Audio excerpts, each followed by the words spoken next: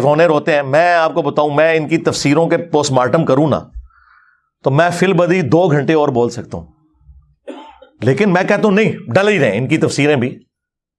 اب احمد بریلوی صاحب کا ترجمہ کنز الایمان اور ان کے خلیفہ نعیم الدین مراد آبادی صاحب کی جو تفسیر ہے خزائن العرفان, وہ ڈلی ہوئی ہے.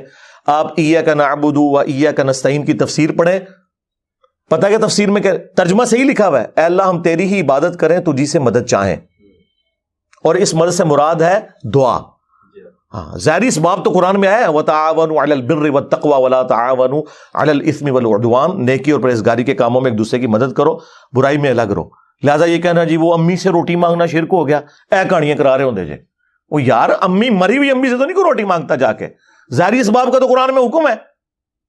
آپ میرے سامنے بیٹھے ہیں, میں آپ کو مجھے پانی پلا دیں, بالکل درست ہے. آپ بغداد میں وہاں بھی قبر کے اندر ہے, میں کہہ دوں کہ پانی پلا دیں تو یہ غائب میں پکارنا ہو جائے گا, اور یہ گویا الہ بنانا ہو جائے گا, کیونکہ سورۃ النمل میں ہے اَمَّن يُجِيبُ الْمُضْطَرَّ إِذَا دَعَاهُ وَيَكْشِفُ السُّوءَ وَيَجْعَلُكُمْ خُلَفَاءَ الْأَرْضِ أَإِلَٰهٌ مَّعَ اللَّهِ, بھلا بتاؤ تو کون ہے جو مصیبت اور اضطراب میں گھرے ہوئے شخص کی فریاد کو سنتا ہے اور اس سے تکلیف کو دور کر دیتا ہے, اور تمہیں زمین پر اگلوں کا خلیفہ کرتا ہے.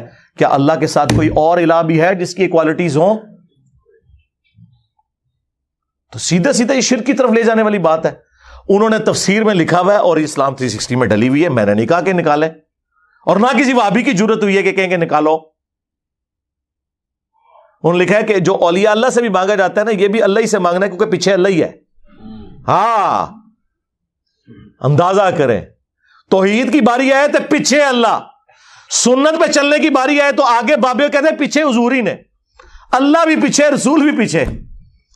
اللہ کے بندو ڈر جاؤ, عزتیں اویل کی ہیں تم نے اللہ اور اس کے رسول کے نام کے اوپر, چندے بٹورے ہیں, جائیدادیں بنائی ہیں اللہ اور اس کے رسول کے نام کے اوپر, عز و جل و صلی اللہ علیہ وآلہ وسلم, سواریاں سوار کی ہیں مکے اور مدینے کے نام کے اوپر, اور پھینکی ہیں جا کے دیوبند شریف, بریلی شریف, اجمیر شریف, بغداد شریف میں. غدار ہو تم اپنے نبی کے, بالکل, ہمیں کوئی شک نہیں ہے. اس لیے آپ ہمارے پیشن کے لیول کو دیکھ رہے ہیں کہ دن بدن رائز کر رہا ہے, کیونکہ دن بدن ہم پہ حقیقت کھل رہی ہے کہ میرے نبی سا ہے ہی کوئی نہیں, تیرے بابے تھے شے ہی کوئی نہیں. غداریاں کی ہیں تم لوگوں نے. یہ جناب نیچے تفسیر ہوئی ہوئی ہے, دیوبندیوں کی تفسیر عثمانی جو کئی سال سعودیہ مفت حاجیوں کو دیتا رہا. محمود الحسن دیوبندی کا ترجمہ تھا, اور شبیر احمد عثمانی کی تفسیر تھی جنہوں نے محمد علی جناح رحمہ اللہ کا جنازہ پڑھایا تھا. اور یہ تقی عثمانی کے ابا جی نے جو عثمانی لگایا نا اپنے اس بیٹے کے نام کے ساتھ, وہ شبیر احمد عثمانی صاحب کی نسبت سے لگایا تھا. ان کا حال میں آپ کو بتاتا ہوں, تو تقی عثمانی اور ان کے ابا جی مفتی شفیع صاحب تشاہی کوئی نہیں. انہوں نے تفسیر عثمانی لکھی محمود الحسن دیوبندی کے ترجمے کے ساتھ حاشیے میں. کئی جگہ بلنڈرز ہیں. سورہ لقمان کی آیت نمبر 14 میں واضح آیا کہ جو بچے کا دودھ چھڑانے کی عمر ہے وہ 2 سال ہے. نیچے وہ حاشیے میں لکھتے ہیں کہ قرآن میں تو 2 سال آئی ہے, سورۃ البقرہ میں بھی, سورہ لقمان میں بھی, لیکن امام ابو حنیفہ کے نزدیک یہ 2.5 سال ہے. ہو سکتا ہے ان کے پاس بھی کوئی دلیل ہو. اللہ اکبر. ان تک تے کہندے سن ساڈی بغیر رفع الیدین والی حدیثاں گم گئیاں, آیتاں بھی تہاڈیاں گم گئیاں نے. کون سی ایسی دلیل امام حنیفہ کے پاس ہے جو قرآن کے خلاف ہے؟ اور تو خود مان رہے کہ قرآن میں سورۃ البقرہ اور سورہ لقمان میں دودھ چھڑانے کی عمر آئی ہے 2 سال. اب کون سی بات رہ گئی ہے؟ حدیث میں تو کوئی نہیں. بخاری مسلم میں حدیث موجود ہے کہ رضاعت جو ہے وہ بھوک کی عمر تک ہے اور وہ 2 سال ہے. حدیث میں بھی 2 سال ہے. کہتا ہو سکتا ہے, یعنی اتنی ان کی جرت نہیں یہ کہہ دیں کہ بھائی ہمارے بزرگوں کو غلطی لگ گئی. نہیں. اور کہتا ہے نہیں جی وہ سورۃ الاحقاف میں ایک آیت موجود ہے کہ وہ 30 مہینے ہے تو 30 مہینے 2.5 سال بنتے ہیں. واہ, تمہارے ابوں کو تو 1200 سال میں کوئی دلیل نہ ملی, آج کے چوزے آ کے یہ بات کر رہے ہیں. تمہارے ابوں کو کم از کم اتنی شرم آئی تھی کہ انہوں نے قرآن کی اس حوالے سے تحریف نہیں کی, ورنہ آج لمحہ پایا ہوتا میں انہوں نے. وہ تو لکھا ہے کہ اس عورت کا یعنی تمہاری ماں کا حمل یعنی تمہیں اٹھانا مشقت سے اپنے پیٹ میں اور دودھ چھڑانا، یہ 30 مہینے بنتا ہے. یعنی وہ 2 + 9 month جو 33 بنتے ہیں، راؤنڈ آف کر کے وہ 30 بنتے ہیں.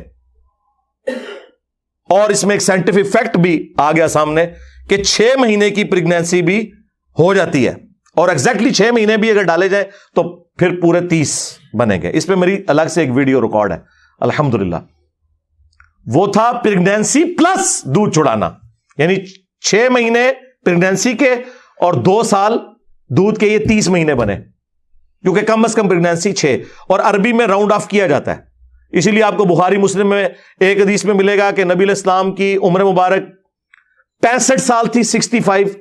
دوسری حدیث بخاری اور مسلم کی اس میں آتا ہے 60 سال، تیسری حدیث میں آتا ہے 63 ایئرس، اور تینوں باتیں بیک وقت درست ہیں.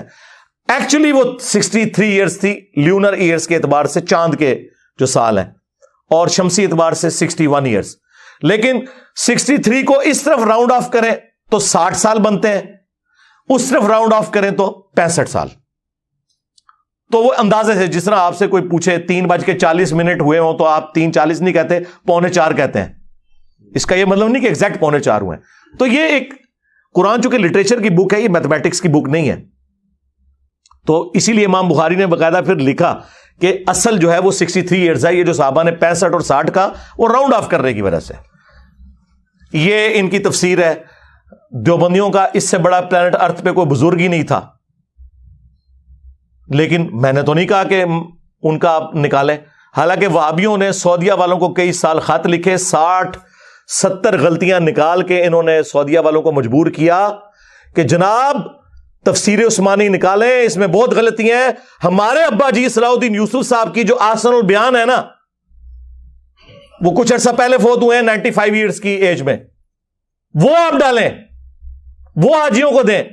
تو آپ پچھلے کئی سالوں سے تفسیر عثمانی پہ بین ہے دیوبندیوں کی. سعودی حکومت اب شاہ فہد پرنٹنگ پریس سے، دارالاسلام والوں سے انہوں نے رائٹس لے کے احسن البیان جو حاجیوں کو مفت قرآن دیا جاتا ہے، اتنا موٹا وہ بلو بائنڈنگ کے اندر، جو میں نے بھی کئی دفعہ تعارف کروایا کہ کمپیریٹیولی باقیوں سے بہتر وہ تفسیر ہے. اکثر چیزیں انہوں نے قرآن و سنت سے بیان کی ہیں. ہم نے اپنی ویب سائٹ پہ اسے رکھا ہوا ہے. یہ کہتے ہیں نکالو، ہم کہتے ہیں ڈالو. کتنا فرق ہے. اور میں نے تعریف کی ہمیشہ، اگرچہ صلاح الدین یوسف صاحب سے ہمارے اختلافات ہیں علیحدہ سے، وہ ایک الگ بات، لیکن تفسیر کے اوپر ان کی تفسیر ڈلی ہوئی ہے اور ان کو ذوم ہے نا، اور یہ ناز کرتے ہیں اس تفسیر کے اوپر. یہاں تک کہ ابن کثیر میں بھی جو سکم تھے نا، وہ اس تفسیر میں موجود نہیں، اور میں یہ ایگری کرتا ہوں، یہ ابن کثیر سے بھی بہتر ہے، لیکن اس کے اندر بھی بلنڈر موجود ہے. اب چونکہ انہوں نے مجھے چھیڑا ہے تو پھر میں تو یہ صاف کروں گا، میں بتاؤں گا کہ تمہارے بزرگ قرآن کے اندر تحریف کر کے گئے ہیں، حق چھپا کے گئے ہیں. ویسے تو کئی مثالیں میں دے سکتا ہوں، لیکن چونکہ یہ ماموں پارٹی ہے نا، ہاں، ان کی جو دکھتی ہوئی رگ ہے نا، وہ یہی ہے، یہی پکڑنی ہے، جس کی وجہ سے یہ گمراہ ہوئے ہیں. باقی تو اہل حدیث ماشاءاللہ، ہم تو اپنے اسٹوڈنٹس کو کہتے ہیں اہل حدیث سب سے بہتر نماز پڑھتے ہیں، اہل حدیث کے سب سے بہتر عقیدے ہیں، آپ ان کے پیچھے نماز پڑھا کریں، سب کچھ ہے. ہمیں تو ان سے ایسا سوائے ایک ماموں والے ایشو کے اور تو کوئی اختلاف نہیں ہے. آج اگر 100 نمازی کھڑے ہوئے نا کسی وہابی کی مسجد میں، ویسے 100 تو ہوتے نہیں بیچارے، 10-12 ہی ہوتے ہیں، ان میں 10-12 میں بھی 5 ہمارے اسٹوڈنٹس ہوتے ہیں اللہ کے فضل سے. آپ جیلم کی مسجدوں میں دیکھ لیں، دنیا میں کہیں چلے جائیں، آپ کو رفع الیدین سے ہی پتہ چل جائے گا. 65 ماڈل جڑے اہل حدیث نے نا، وہ اینج رفع الیدین کرن گے، انہاں امام کعبہ بھی اینج رفع الیدین کرتا ہے. ہمارے اسٹوڈنٹس پورا رفع الیدین کریں گے تسلی کے ساتھ. آپ کو پتہ چل جائے گا کہ پوری کمپیوٹر سے نکلی ہوئی نماز ہے، وہ پتہ چل جائے گا آپ کو. لیکن جو تفسیر کے اندر غلطیاں ہیں وہ تو ہیں.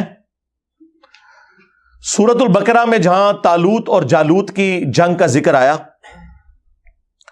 تو وہاں پر اللہ تعالیٰ فرماتا ہے کہ اس وقت بنی اسرائیل نے ریکویسٹ کی وقت کے پیغمبر کو، جو ہمیں تورات سے پتہ چلتا ہے سموئیل پیغمبر تھے، کہ آپ ہمارے لیے ایک بادشاہ مقرر کریں کہ ہم اس کی سرکردگی میں قتال اور جہاد کریں اور شام کی سرزمین کافروں سے واپس لیں. تو انہوں نے طالوت کو مقرر کیا بادشاہ، اور انہوں نے پھر جالوت کو شکست دی، اور پھر داؤد علیہ السلام منظر عام پہ آئے، کیونکہ انہوں نے قتل کیا تھا جالوت کو، اور طالوت علیہ السلام نے اپنی بیٹی کا نکاح حضرت داؤد کے ساتھ کیا، داؤد بھی پیغمبر بنے، پھر ان کے بیٹے حضرت سلیمان علیہ السلام بھی پیغمبر بنے۔ اب یہ قرآن میں یہ لکھا ہوا ہے، اور نیچے تفسیر میں اپنے ریال حلال کرنے کے لیے یہ پتہ کیا لکھ رہے ہیں کہ اس سے پتہ چلا کہ جو لوگ ملوکیت کے خلاف بولتے ہیں نا، انہیں درس عبرت اس حوالے سے حاصل کرنا چاہیے کہ اللہ تعالیٰ تو ملوکیت کو، بادشاہت کو پروموٹ کر رہا ہے قرآن کے اندر۔ کڈی جی تفسیر نے وچوں یار، تمہارے جو ماموں تھے یا تمہارے بنو امیہ کے باقی بادشاہ ہیں، ان کو اللہ نے وحی کے ذریعے بنایا تھا، تو بنی اسرائیل کے بادشاہ تو وحی کے ذریعے بنے تھے۔ کتنا زمین و آسمان کا فرق ہے۔ اچھا، اور پھر نیچے لکھا کہ آپ سورۃ المائدہ میں چلے جائیں، وہاں میں نے تفصیل سے بات کی ہے، وہاں بھی یہی انہوں نے اپنے سو کالڈ جو پھول تھے نا وہ وہاں پہ منتشر کیے ہوئے تھے کہ جی وہ ملوکیت کے خلاف لوگ بولتے ہیں اور جمہوریت کی تعریف کرتے ہیں، جو ہے ملوکیت بہت بہتر ہے جمہوریت سے، اس لیے کہ ملوکیت میں آپ حق بات کریں تو آپ کو قتل کر دیتے ہیں، جمہوریت میں آپ پرائم منسٹر کے خلاف بھی بات کریں نا تو آپ کا رائٹ ہے، آپ آ کے کر سکتے ہیں۔ تو یہ تو نہیں چاہتے کہ کوئی خلاف بات کرے۔ اور تمہاری ہزاروں ملوکیت، ایک جو اسلامک ٹرو ڈیموکریسی جس میں حلال اور حرام کا فیصلہ قرآن و سنت کریں، وہ اس پہ بھاری ہے، کیونکہ فریڈم آف ایکسپریشن ہے۔ تم بھی تو کہتے ہو یہ حدیث جمہور محدثین کے نزدیک صحیح ہے، تو وہاں جمہوریت آ جاتی ہے نا، حلال کے دائرے میں، حرام کے۔ جو ویسٹرن ڈیموکریسی ہے وہ کفر ہے۔ تو یہ جگہ جگہ ملوکیت کی خدمت کر رہے ہوتے ہیں۔ انہوں نے لکھا جی اس سے تو بادشاہ ثابت ہوتی ہے اور اللہ کو بڑی محبوب ہے، اور مثالیں دے رہے ہیں بنی اسرائیل۔ اوے بنی اسرائیل کے بادشاہ تو اللہ تعالیٰ نے وحی کے ذریعے بنائے تھے، تمہارے جو بادشاہ جن کا تم دفاع کرتے ہو وہ تلوار کے زور کے اوپر، گن پوائنٹ کے اوپر مسلط ہوئے ہیں امت کے اوپر۔ کتنا فرق ہے۔ دوسرا، بخاری مسلم دونوں میں حدیث ہے کہ جو بنی اسرائیل کے سیاسی امور تھے وہ پیغمبر دیکھا کرتے تھے، اور میری امت میں خلفاء آئیں گے، کیونکہ اب نبوت کا سلسلہ ختم ہو چکا ہے، اور خلفاء میں ہر طرح کی چیزیں ہوں گی۔ وہ تو پھر تفسیر موجود ہے کہ آپ نے حکمران کی اطاعت کس میں کرنی ہے، اطیعوا اللہ و اطیعوا الرسول و اولی الامر منکم، اطاعت کرو اللہ کی، رسول کی، اور اپنے حکمران کی۔ لیکن حکمران کی ایبسولوٹ نہیں ہے، فَإِن تَنَازَعْتُمْ فِي شَيْءٍ فَرُدُّوهُ إِلَى اللَّهِ وَالرَّسُولِ، اگر تنازع ہو جاتا ہے پھر اللہ رسول کی طرف بات کو آپ نے پلٹانا ہے۔ یہی ہمارا عقیدہ ہے، ایبسولوٹ اطاعت اللہ اور اس کے رسول کی ہے، باقی سب کی ریلیٹو ہے۔ اس لیے بخاری مسلم دونوں میں حدیث ہے، ایک انصاری کو نبی علیہ السلام نے مقرر کیا ایک قافلے کے اوپر، اسے اپنے سب آرڈینیٹس پہ غصہ آیا تو اس نے کہا کہ جلاؤ ایک آگ کا بہت بڑا الاؤ اور کود جاؤ اس میں۔ جب وہ الاؤ جلا اور اس نے کودنے کو کہا اور اس نے پلی لی کہ بھئی میری اطاعت رسول اللہ کی اطاعت، اور رسول اللہ کی اطاعت اللہ کی اطاعت ہے، میری نافرمانی رسول اللہ کی نافرمانی، اور رسول اللہ کی نافرمانی اللہ کی نافرمانی ہے صلی اللہ علیہ وآلہ وسلم۔ تو انہوں نے کہا ہم آگ سے بچنے ہی کے لیے تو رسول اللہ کے دامنے کرم میں آئے تھے، تو ہمیں اسی آگ میں دوبارہ جھونک رہا ہے، ہم تیری یہ بات نہیں مانیں گے۔ ہم کون سے امام حنیفہ کے مقلد ہیں کہ بغیر دلیل کے مان لیں؟ ہم کون سے وہابی ہیں جو اپنے بابوں کی باتوں کو بغیر دلیل کے مان لیں؟ یہ میں اس کی تشریح کر رہا ہوں۔